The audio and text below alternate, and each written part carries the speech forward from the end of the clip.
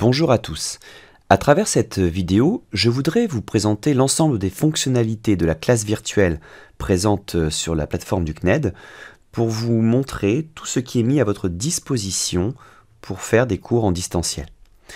Le but n'est pas de maîtriser toutes ces fonctionnalités, mais au moins d'en faire le tour afin que vous ayez une vue d'ensemble du potentiel de cette plateforme. Pour rappel, les élèves n'ont pas l'obligation de créer un compte sur le CNED pour pouvoir participer à vos classes virtuelles. Ils doivent le faire uniquement pour utiliser les contenus déjà mis à disposition sur ces plateformes. Je vais donc me rendre sur cette plateforme afin d'animer une classe virtuelle. Pour ce faire, donc, dans une barre d'adresse, j'écris college.cned.fr. Je valide mon entrée.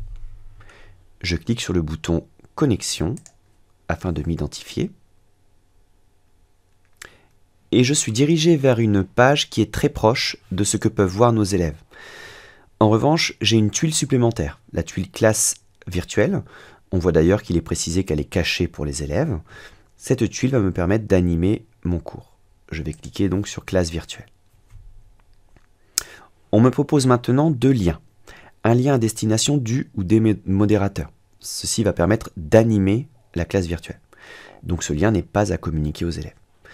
Un lien en revanche pour les participants qu'il va falloir distribuer aux élèves par l'ENT ou par un support papier comme vous le souhaitez. Je vais utiliser le premier lien, celui qui me concerne. Donc je le copie, CTRL-C, j'ouvre une nouvelle fenêtre et je le dépose dans cette fenêtre. Je me retrouve sur une interface qui va me permettre d'animer ma classe virtuelle. Afin de bien comprendre toutes les fonctionnalités de cette interface, je vous propose de vous montrer en parallèle ce qui se passe au niveau des élèves.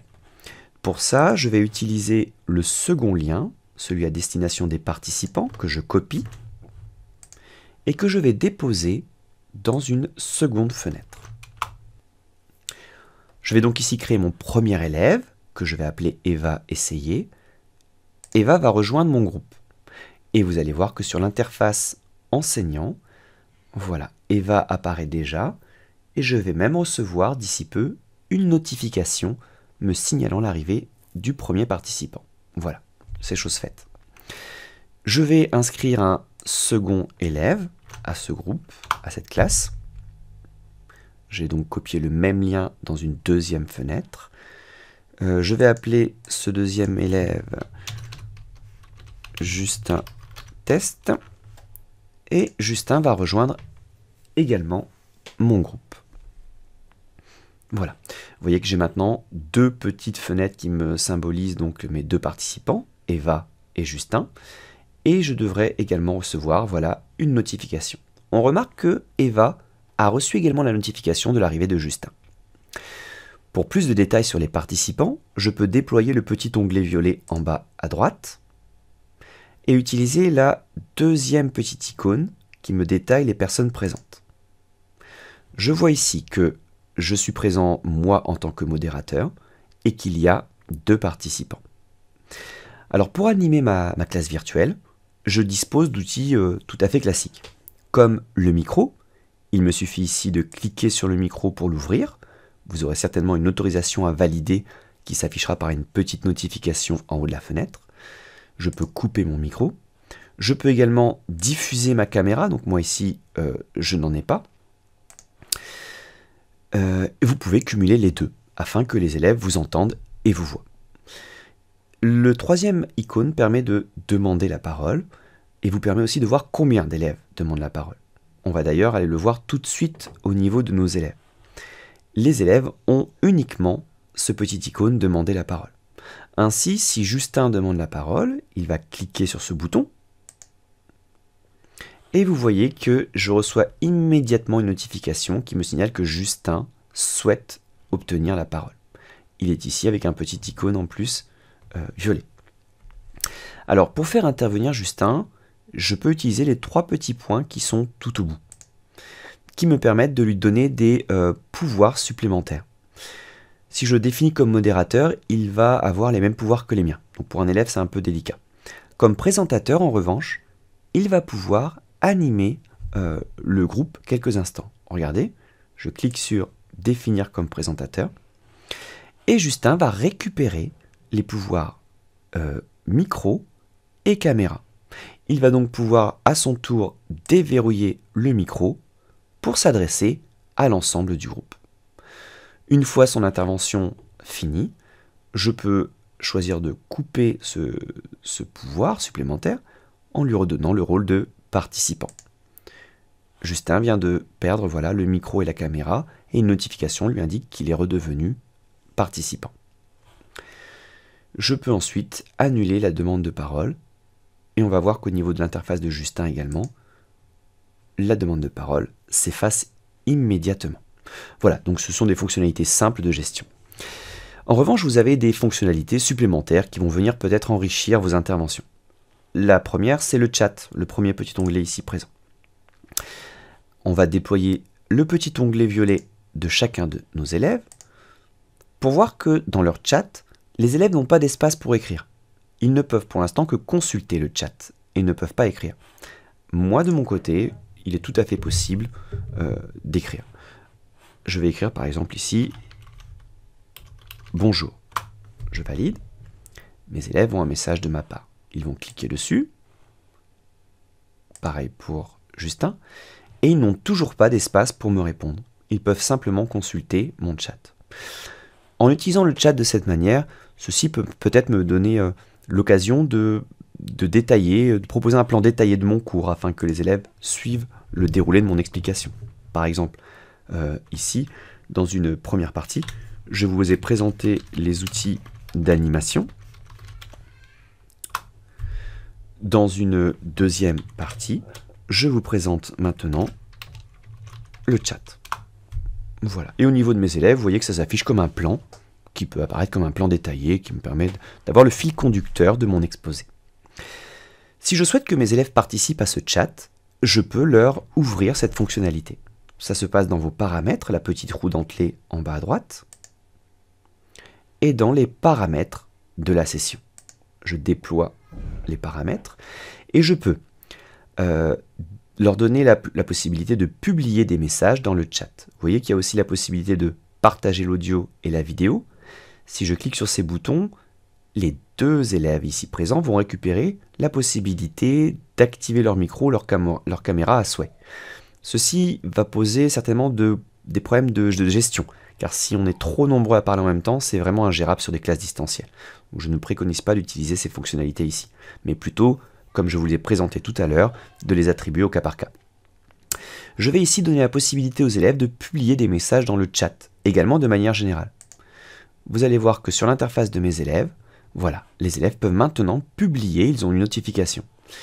Donc ici, un élève peut tout à fait me répondre, alors je vais rafficher mon chat, et un élève peut me dire ici, je n'ai pas compris.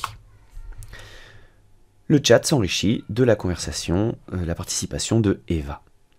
Ce qui est problématique dans cette approche et que je préfère vous montrer, c'est que les élèves ont aussi la possibilité à ce moment-là d'établir des chats entre eux et vous n'aurez aucune vue sur ces échanges. Exemple, ici Eva va aller chercher la liste des participants, va cibler Justin avec les 3 petits points au bout et va engager une conversation avec lui. Il va lui dire par exemple je ne comprends vraiment rien, hop, c'est trop nul. Voilà. Je valide et je vois que j'ai fait une faute en tapant un peu vite, excusez-moi, j'ai oublié le S à comprend. Et vous allez voir que sur l'interface donc enseignant, je n'ai aucune vue de ce qui vient de s'écrire. Donc attention, ceci peut être une limite du chat à utiliser en fonction de vos groupes et de comment vous gérez vos groupes. Je vais donc maintenant retirer le pouvoir de chat à mes élèves. Voilà, j'enlève cette fonctionnalité. Les élèves ont toujours le chat en lecture, mais ne peuvent plus contribuer au chat.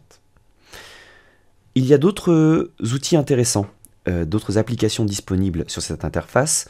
Pour l'enseignant, vous voyez, ça se passe ici, sur le 3e onglet, qui est « Partager du contenu ».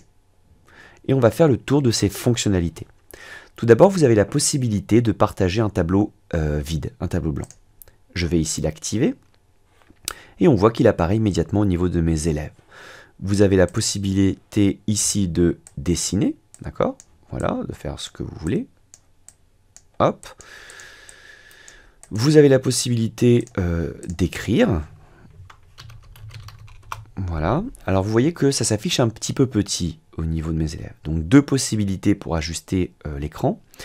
Vous pouvez de votre côté zoomer par la petite flèche qui est présente là. Vous ciblez votre texte et vous attrapez une poignée pour agrandir le texte. Au niveau des élèves, c'est tout de suite plus grand. Et puis eux ont la possibilité de leur côté, comme vous d'ailleurs, de zoomer pour leur écran par le petit onglet ici indiqué afficher les commandes d'affichage. Je clique là, j'ai un petit plus qui me permet de zoomer le contenu affiché à mon écran, comme je peux dézoomer. Voilà. Les élèves ici sont simplement lecteurs de mon tableau. Vous voyez qu'ils n'ont pas d'outils qui leur permettent d'écrire ou de rajouter du texte ou du contenu. Mais vous pouvez tout à fait leur donner le pouvoir de contribuer.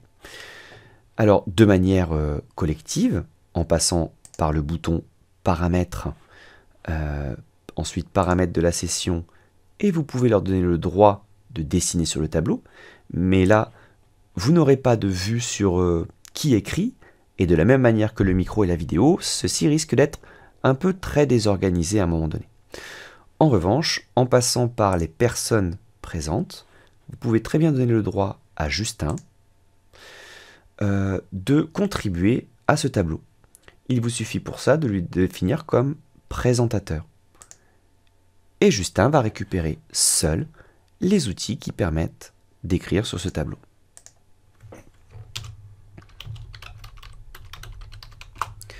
Voilà. Eva, de son côté, n'a pas d'outils pour contribuer, mais peut regarder ce qui se passe. Et je pourrai à son tour lui donner la main quand le moment sera venu. Voilà donc le premier outil qui est ce tableau blanc. Attention, si je ferme le tableau par le petit stop ici présent, tout le contenu de ce tableau est perdu. Je vais vous montrer qu'en rappelant ce tableau, comme son nom l'indique, il est bien vide. Il n'y a pas de possibilité de mémoriser ce qui est là, si ce n'est vous de faire une capture d'écran et de la rafficher après. Deuxième fonctionnalité, c'est le partage de l'application ou de l'écran. Fonction qui peut être très intéressante. Ici, je veux montrer ce qui se passe sur mon écran. Donc, je vais cliquer dessus. Je peux montrer l'ensemble de mon écran, comme je peux montrer une des fenêtres qui est ouverte sur mon PC, comme je peux montrer un seul de mes onglets. Par exemple, j'ai préparé ici, j'ai ouvert un onglet où il y a un travail fait sur Geniali. Je vais le sélectionner et je le partage à mes élèves. Les élèves vont récupérer d'ici peu, il y a un petit temps de latence, voilà, mon contenu. Et je peux animer mon cours, et vous allez voir que ça s'affiche immédiatement au niveau de l'écran de mes élèves, avec un petit temps de latence plus ou moins grand, mais cela fonctionne plutôt très bien. Voilà, je vais stopper le partage. Donc c'est enlevé au niveau de mes élèves. De mon côté, je suis sur l'onglet que j'étais en train d'utiliser.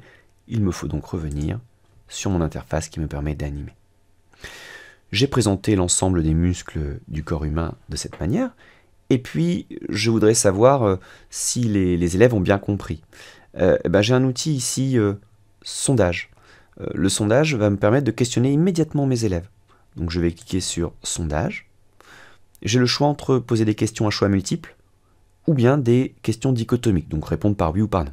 Je vais vous présenter uniquement le premier cas, le deuxième étant très similaire. Question au choix multiple. Je vais annoncer ici quel est le plus gros muscle de la cuisse. Voilà. Pour l'interrogation. Ici, je vais annoncer par exemple le triceps. Ici, le biceps. Et je peux ajouter une réponse supplémentaire qui sera ici le quadriceps.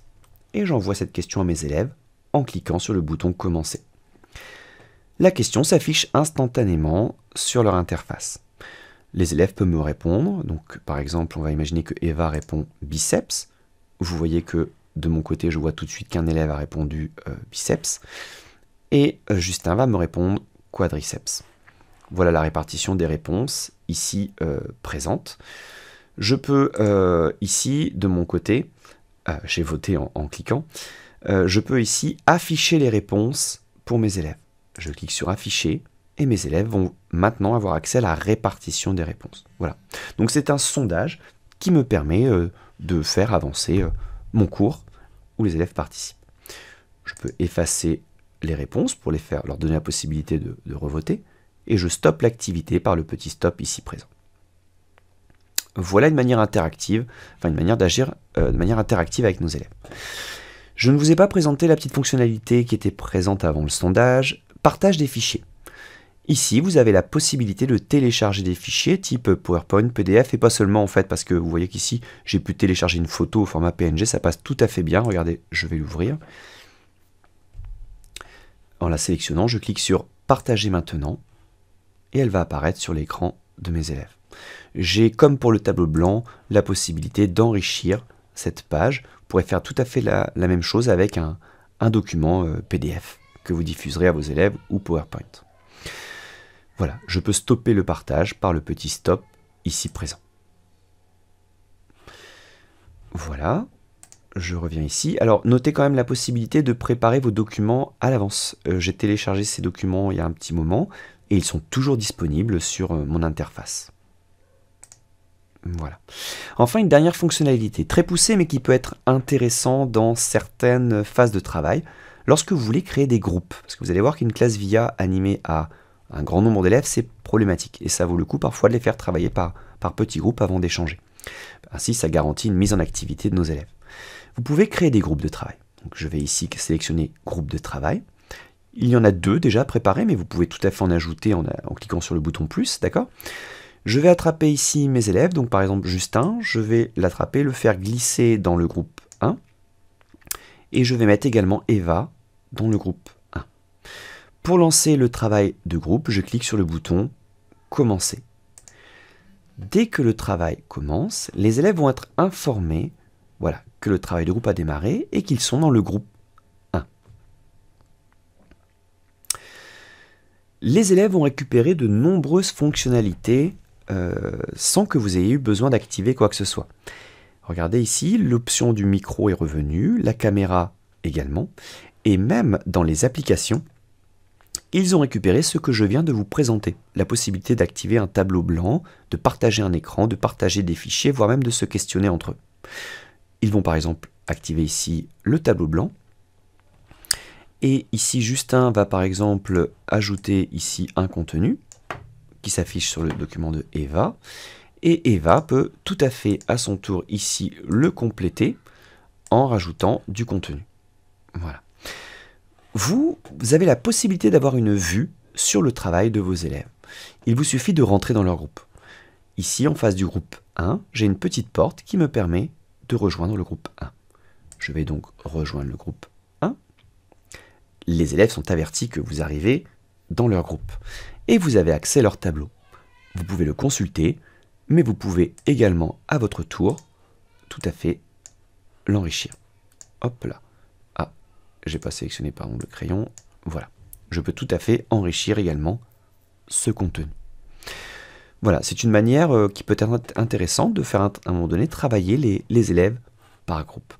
Et vous pouvez à tout moment stopper le travail de groupe pour récupérer l'intégralité de votre classe et reprendre le cours de manière plus collective. Voilà, j'ai essayé de faire le tour assez détaillé, donc la vidéo est du coup un peu longue, mais j'ai essayé de faire le tour des fonctionnalités principales et importantes de cet outil. Vous avez une dernière partie que je vous montre, mais qui pour moi n'a pas abouti.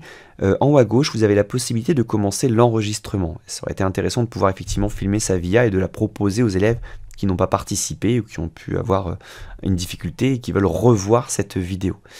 L'enregistrement démarre bien, mais en revanche, je n'ai pas su récupérer cette vidéo. Je ne sais pas où elle est disponible. Si vous le trouvez, je vous encourage à me faire remonter l'information. Voilà, merci pour votre attention et j'espère que cette vidéo vous aura servi.